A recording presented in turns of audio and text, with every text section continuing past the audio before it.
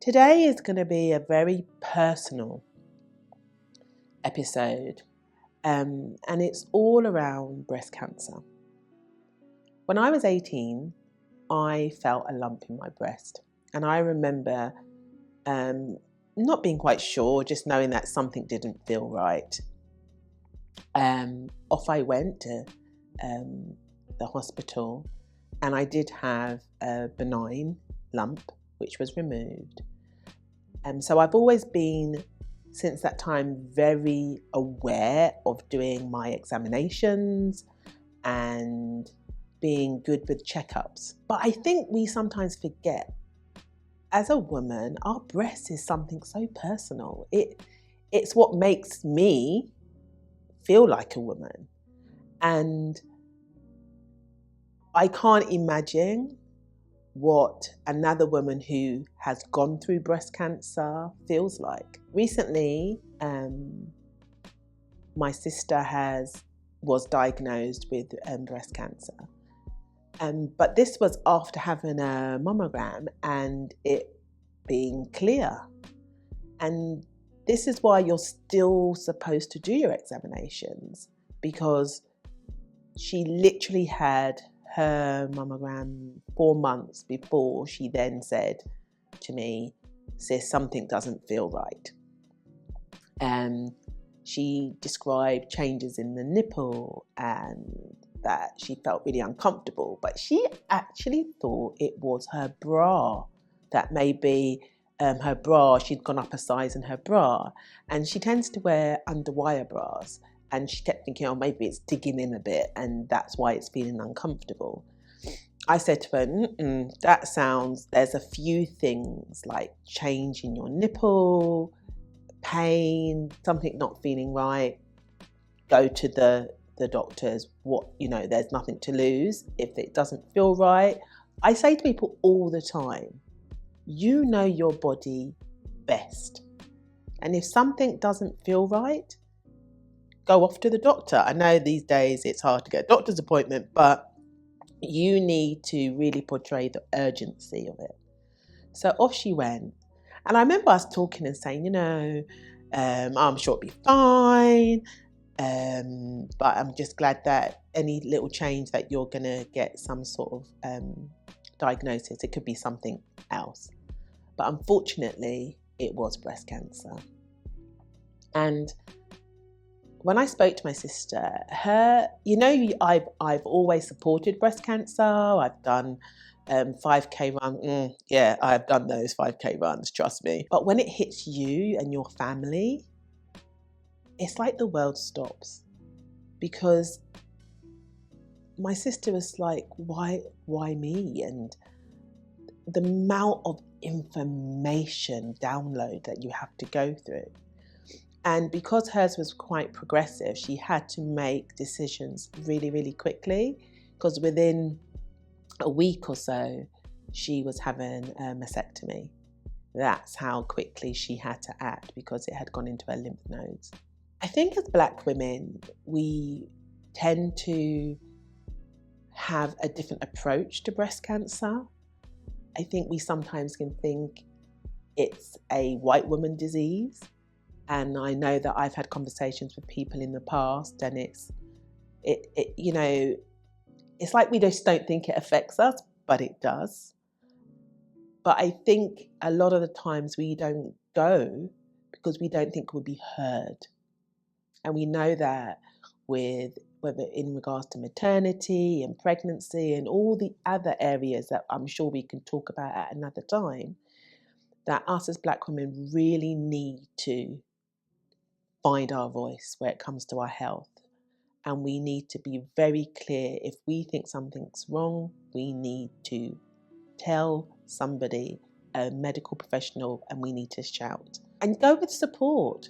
The one thing with my sister, I said, go with support. I will come, or take one of your other sisters, or, take a friend, so that you're supported on this journey. My sister has had the mastectomy, and she, thank God, is healing well.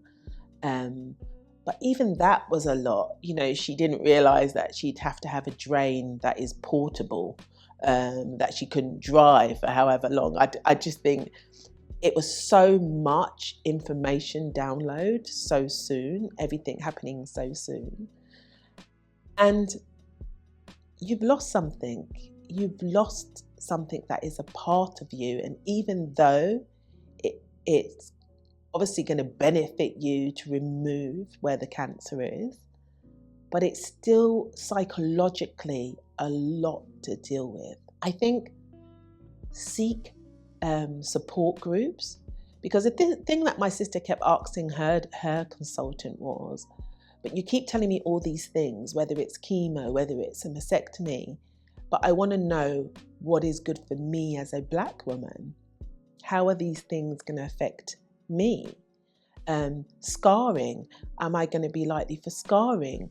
If I do want to have an implant or look at different options for reconstruction, in regards to the surgery, am I going to be left with scars? Changing my diet. But what's best for me as a Black woman? She's now having to deal with a decision whether she has chemo and radiotherapy, and there's just so much. But one of the great organisations which is specifically for us as Black women is Black Women Rising. It is a phenomenal support for anyone going through breast cancer who looks like me. And I would urge you that you may not think you need support, but when you're going through having to make very, very difficult conversations, that support is amazing. And my sister has attended groups. She's been supported. I want to say to Leanne, well done. Your organisation does what it says on the tin. She has felt, unfortunately, nobody wants to be part of that club, but she feels like she's a part of the club, but supported, valued, appreciated. And when you're going through such changes, that's what you need. You need your sisters. You need those people that you can talk to who just understand. Because as much as I've gone from having a lump when I was 18, there is nothing in comparison to actually being diagnosed with breast cancer, to actually having a mastectomy, and now having to go on to have chemo. Even that we were talking about, and so that I'm sure there is some great companies out there, so please hook my sister up who do great wigs. And we've been trying to look at it in a real positive way, that the likelihood, because she's got to have a strong chemo session, the likelihood is she will lose her hair. But she said, sis, I've always wanted to go lighter. So, you can go lighter, you can get wigs in any colour you want. And these days, back in the day, the wigs, they look like my grandmother. It is terrible, very terrible. And just because you've gone through something like this, you still want to look great. You still want to feel like a woman. You still want to put your best self forward. And some of the wigs, oh my God, they're amazing. They're absolutely amazing. So I want to say to anyone out there going through breast cancer, and maybe you've just received the news, maybe you're further along on your journey of chemo, maybe you've actually gone through chemo and you've come out the other side. Please, please, please don't sit in silence. Reach out. Like I said, organisations like Black Women Rising, that's the only one I personally know that is specifically for Black women. But any groups that you feel will help you, obviously you've got Macmillan and you've got all the other charity, cancer charities out there, but Black Women Rising is for us. It's about hearing our stories from us. It's talking about, your worries of scarring. It's talking about your diet, your nutrition. It's talking about your hair. Even our hair, it's obviously our hair types are so different and varied, but it's all about being, if you're going to have something like the cold cap, it's how is that going to affect my hair? Because I know that for my sister, she can't have, even though she's natural, but she can't have perms, she can't have braids, she can't have anything. So it's like going on that journey, and when, I've said to her, but let's get you a really good protein treatment before you go on this chemo journey to give you the best strength to get through this. And it's also looking at your diet, things that boost your immune system. For any other women out there, I know you're told this all the time, but please, please, please examine your breasts on a regular basis.